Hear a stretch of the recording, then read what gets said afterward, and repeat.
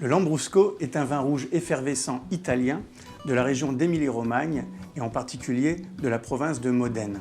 C'est à la fois une appellation et un cépage. En fait, il y a 4 appellations pour 3 cépages.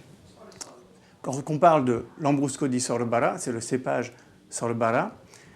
C'est le cépage le plus délicat, peut-être le plus floral, le plus discret aussi, peut-être le moins expressif. On va vers des notes de rose, de fleurs, mais également de cerises et un petit peu de myrtille. Lorsqu'on grimpe vers la catégorie Santa Croce, qui est le cépage, donc Salamino di Santa Croce, un petit peu plus expressif que le Sorbara, là on va découvrir des notes de framboise, de fraise et quelques notes de noyaux de cerise. Lambrusco Grapparossa di Castelvetro est peut-être le plus expressif. Là, on va vraiment ressentir des notes de noyaux de cerise, des notes de fruits rouges bien évidemment, et une petite touche d'amande amère et voire de pêche.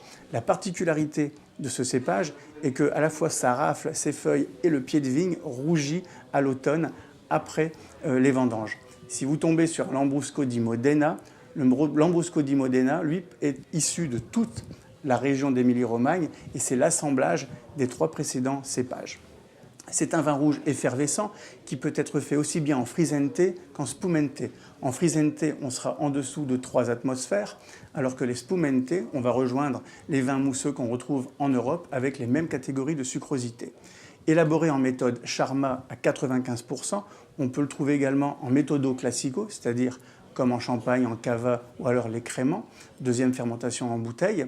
Mais en général, c'est de la méthode Charmat, élaborée donc en frisente. Dans ce cas-là, les catégories vont aller de 5 g de sucre jusqu'à 50 g. Et on parlera de secco, de semi-secco, d'amabile ou de dolce.